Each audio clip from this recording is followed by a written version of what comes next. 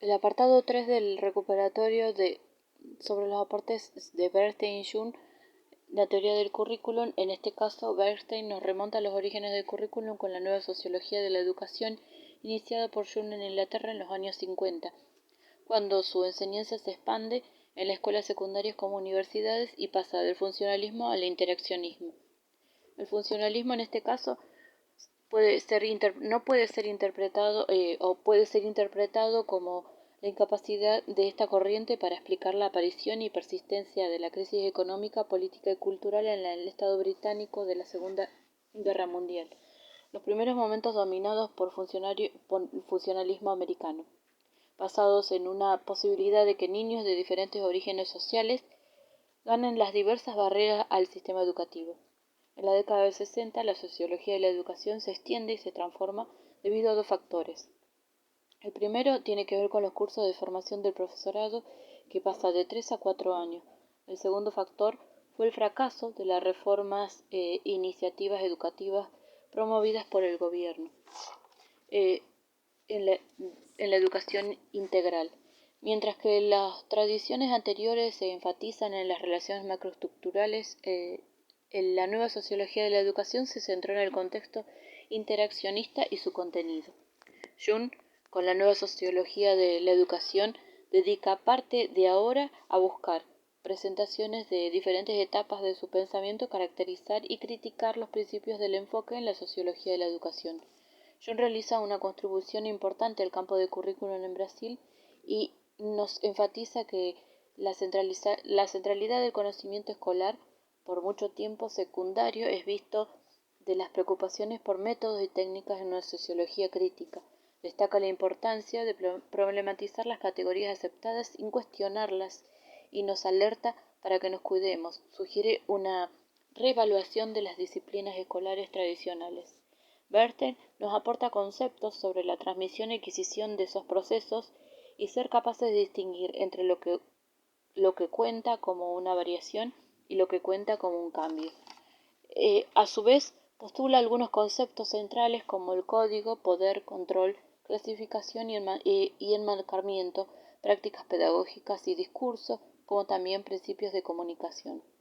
A los principios de comunicación le suceden dos cosas.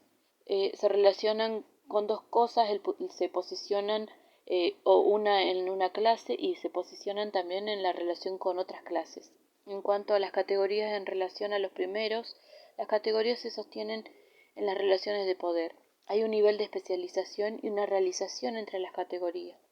Clasifica lo que sucede dentro y fuera de la escuela, que son fuertemente clasificadas por el discurso pedagógico, categorías transmisoras que adquieren cuando socializamos.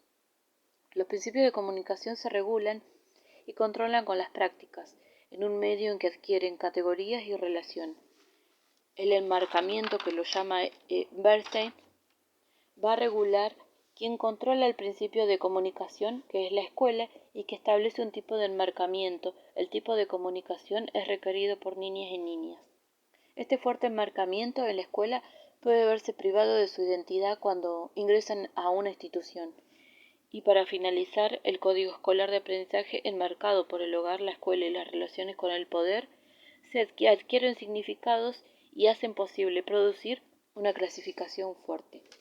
En cuanto a al último punto de este recuperatorio, que tiene que ver con el currículum oculto, eh, en este caso tenemos a Tadeo da Silva, que nació en Brasil y es un destacado en el campo de la educación y nos aporta una perspectiva educación y sociedad de Jackson, Henry y Driven.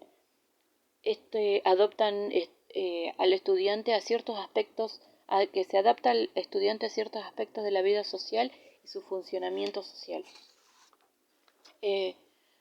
Tenemos a Jackson, que habla de esta noción de currículum oculto que genera una atracción entre los analistas de la educación y los educadores, y va más allá del currículum formal, que hay que aprender a navegar y a dominar el currículum oculto.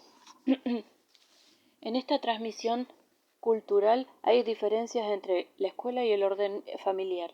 La primera, que postula Jackson, es una sala de clase como una pequeña multitud. Esta convivencia se va a implicar el aprendizaje y las habilidades sociales que van a ser distintas a las que se obtienen en la vida con los grupos pequeños como la familia. El segundo sería la sala de clase como un ambiente evaluativo, no solo por las actividades académicas, sino por la imposición del docente y la evaluación constante en su desempeño en el aula. El tercero, la escuela y el aula, que son lugares donde hay una separación de poder y obediencia. En la escuela hay una distinción entre quienes tienen autoridad y quienes deben obedecer. Este ambiente organizado enseña a los estudiantes a respetar autoridad, seguir reglas, adaptarse, jerarquías, habilidades. Henry Schulz es un antropólogo que él no va a hablar de currículum oculto, sino va a decir currículum como ruido.